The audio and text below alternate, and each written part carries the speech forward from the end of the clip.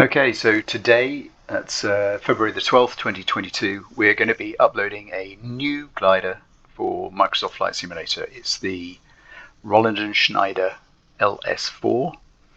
It's a standard class glider, which means it's a fixed 15-meter wingspan, no flaps.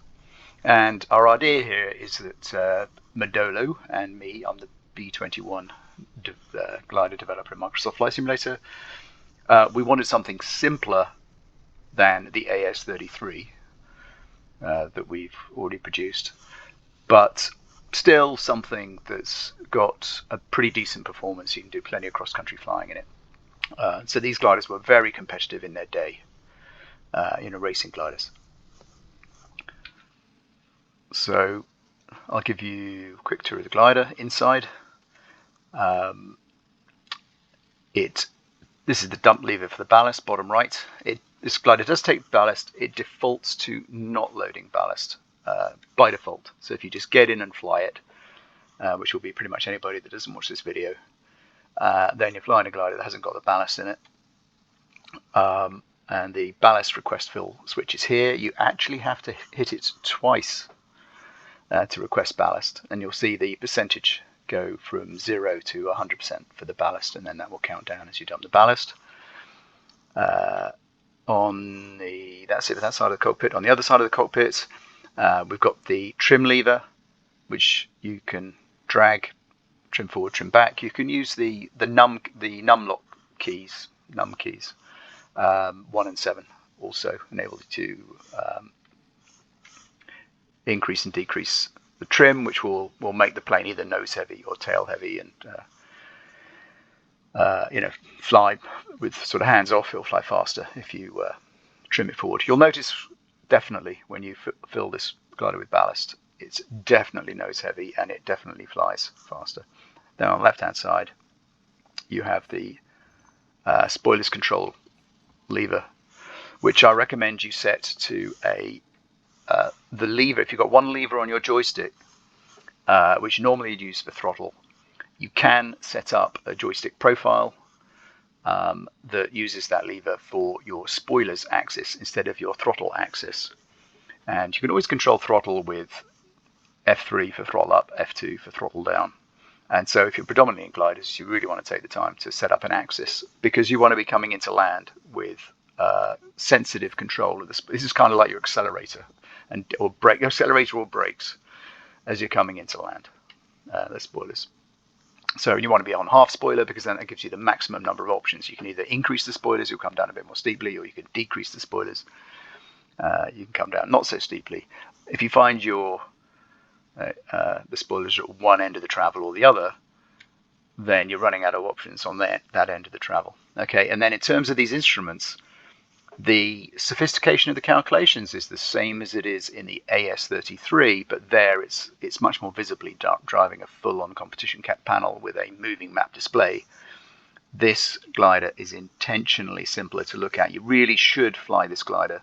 If you haven't flown a glider before, this is at least, you should be flying this before the AS33 and get the hang of it.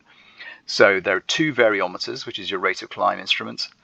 The one at the top tells you what you'd expect a variometer or a vertical speed indicator to tell you, which is if the needle goes up, you're going up. If the needle goes down, you're coming down.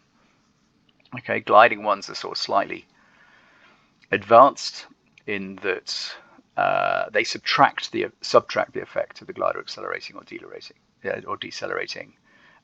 So that needle is much less affected by you moving the stick back and forwards, which is necessary for gliding. Otherwise, you moving the stick is just going to dominate what that instrument is doing. So that yellow needle is kind of telling you the basics that you want to know. And so when you're flying along a ridge, the wind's blowing on the ridge. If you're going upwards, that will be telling you how fast you're going upwards. And the beep that you hear, which you can control, this knob in the top left-hand corner can say, I don't want to ever hear a beep again. That's off. You can have it, I only want to hear beep when it's a happy sound, that there's lift, which means it's only beeping in the positive half of this dial. Or you can go full-on competition mode and say, no, I'll have it beeping when the air's going up, and I'll have it just with a continuous tone getting deeper as the air is going down. Okay, and for the purpose of the video, I'm going to have it just on plus, because it means it does beep a lot less. It only beeps when it's happy. This instrument down here is another variometer, and it's a netto vario, which subtracts the polar rate, the sink rate that the glider is naturally sinking at. Anyway, it subtracts that. So what you're left with is what must the air outside the glider be doing. So you've got a total energy vario, which is just a vertical climb indicator that's been compensated for you yanking about on the stick. And you've got a netto vario, which is telling you what the air is doing outside. So if you fly around in still air, this should be reading near to zero pretty much the whole time. Even though the glider is moving about all over the place, everything's being calculated and then subtractions are taking place. It should leave you roughly with zero.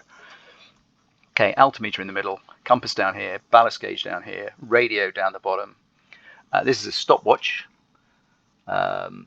because you can time your flights with, if you're going to fly the same flight a few times, you can time it.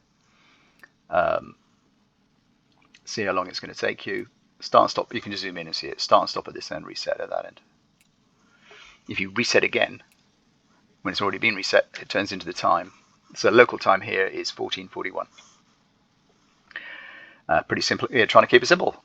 That is a horizon with no buttons and knobs. The altimeter is slightly better than the one in the AS33. You can actually adjust the. If I zoom in on it, you've got the pressure setting here, and you can adjust that using this knob.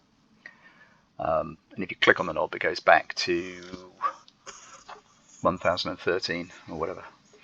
An airspeed indicator, top left, what you'd expect. Gear indicator, it lights up green when the gear is down. So it's not the fancy graphic that you get in the AS33. If you're not sure about the gear, what you tend to do in a glider is you tend to you look at this lever is what you look at. Really, you wouldn't have that indicator. But sometimes an indicator like that with a little buzzer attached to the back of it that warns you haven't got the gear down. There's no buzzer on this one. Okay, airspeed indicator, and you can click these dials and change them from imperial to metric. Same with the rate of climb, same with the altimeter, and just in general, you can just try it.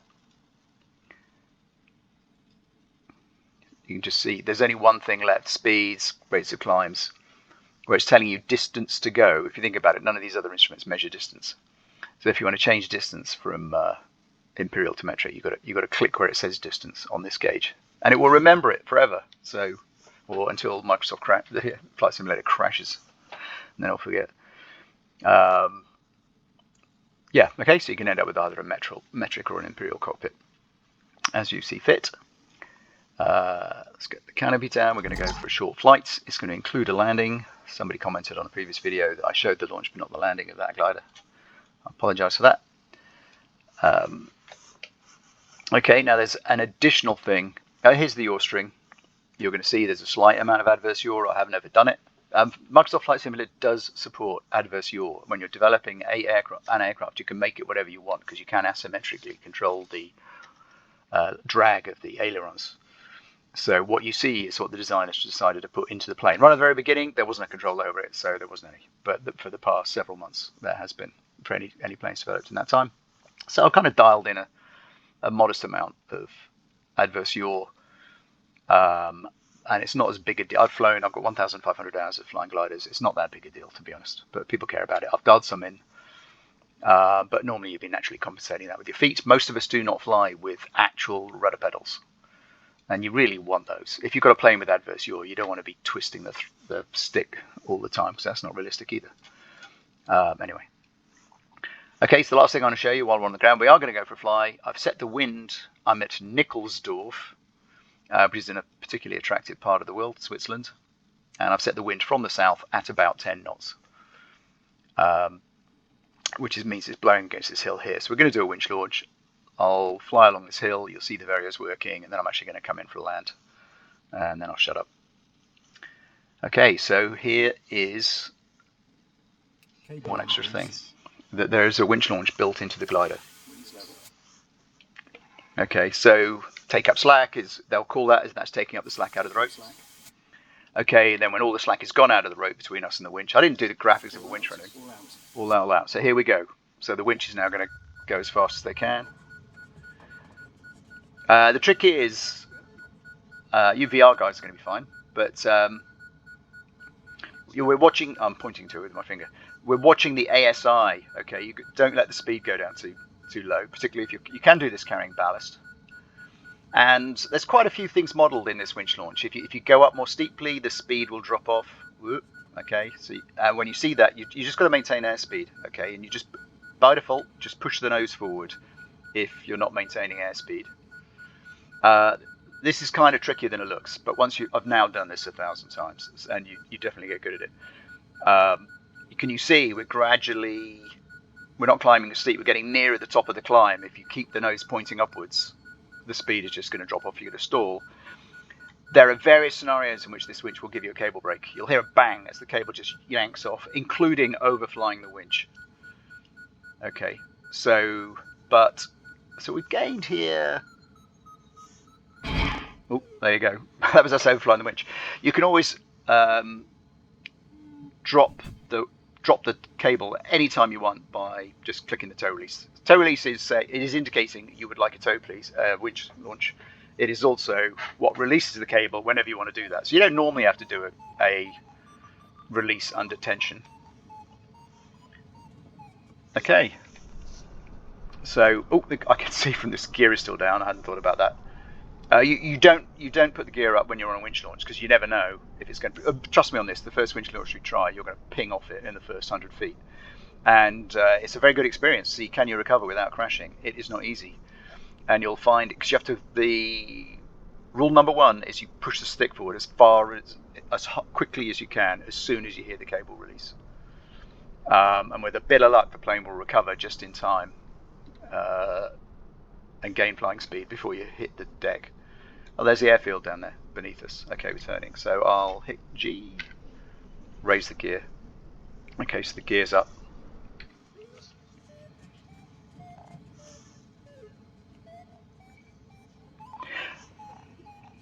Okay, you can see the Vario working. That's wind blowing against this slope, lifting us up. The nav instrument that's on the panel is as sophisticated as the one in the AS33. It is calculating ultimately a whole load of things you need to calculate. Calculating your arrival height. It's doing it for 2 waypoints. This information is for whatever waypoint we've selected, which is a waypoint called start. I could pick another one. Next is going to be Seeboden, which is a town on a lake behind us, quite a long way away, 48 kilometers behind us. And it's calculating what height are we going to arrive there above mean sea level. And you can put the heights of these things in it's read this from flight plan. It will load your, when you load a flight plan, when you load the flights, this is reading from the flight plan exactly the same as AS33. And of course you can attribute the elevation of waypoints in that flight plan. And if you do that, then you've got to watch this relative to that number. It's saying, well, we're going to arrive at Seeboden at 1,880 feet. That is obviously about 100 foot. Oh, we just got hit by a gust. Okay, so the wind changed, and it changed its height calculation. So anyway, that's kind of it. That's for the next waypoint. That's for the one after it, and all these previous and next buttons do. Nickelsdorf, that's where we took off from. I'll leave it on Nickelsdorf now. Next after that would be start. That's all. You've only got 2 buttons, previous and next, and that says which waypoint would you like the nav instrument to direct you towards. Okay, keeps it super simple, and the instrument will automatically click you over to the next waypoint when you go within the defined radius of which defaults to 500 meters of the radius you've chosen, of the waypoint you've chosen. Okay, so Nickelsdorf, let's go find it. We'll go in and land.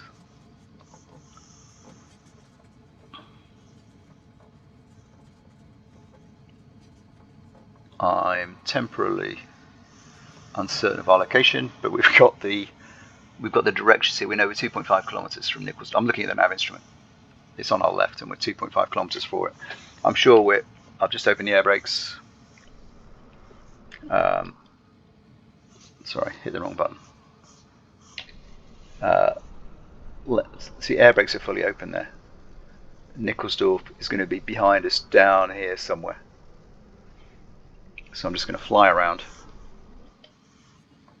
I've still got the air brakes fully open. Thanks to some UK VGA, that's a internet gliding club in the UK, clues in the name. A couple of their guys had the opportunity to test this plane. I appreciate it. The main piece of feedback was that the air brakes weren't strong enough when they were testing it, and they were absolutely right. And that has been sorted out.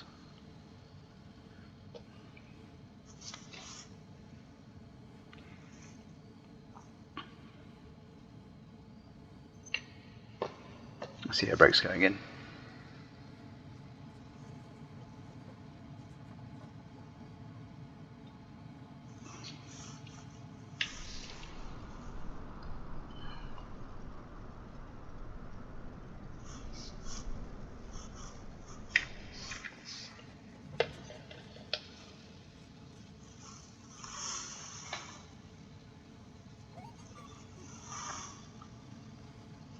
You know, I'm squinting into the screen, but the nav instrument is telling us that Nickelsdorf is dead ahead, so I'm not too worried about it. Air brakes fully open again. Even though we can't see the airport, I know it must be just around that corner.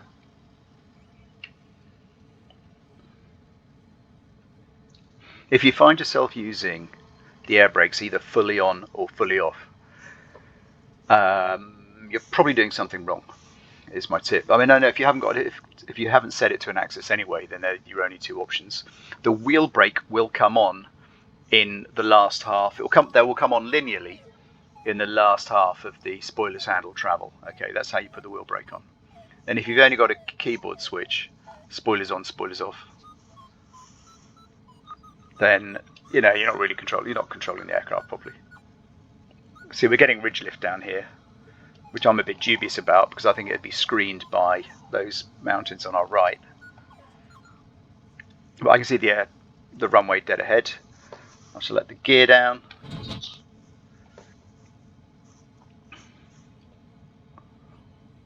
Plenty of air brake at the moment.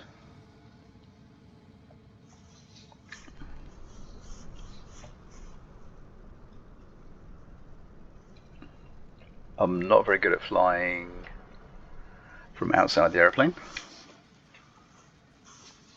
Put the spoilers away. Nearly died.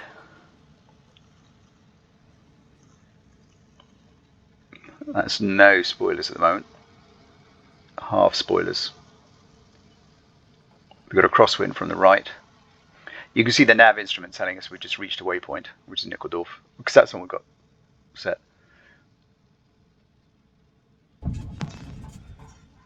I didn't really mean to miss the runway. I just drifted off to the left. Okay. And I've got the spoilers fully open and the wheel brakes come on.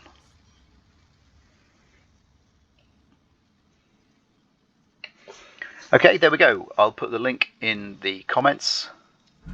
This is going to get uploaded to flightsim.to today. We've been working on it for, I think, 5 months maybe. We're both getting better at Microsoft Flight Simulator. Personally, I've got quite a lot of experience of FSX and then X-Plane, doing all the programming. Modolo was, that AS33 was his first modeling project, so we did really well there. He's learned a lot of things for this plane, so it's really not bad at all. And you know, our general intent is to go back. We're going to do an update to the AS33, partly because I need to, with changes that Sobo's made in Microsoft Flight Simulator, and also Modolo is going to apply some of the things he's learned. I didn't show you things like the wing flex, for example, which is Modolo's done particularly well in this plane, and you know, I'm able to attach programming to it. It works great. All right, so this will be on flightsim.to. I hope you enjoy it.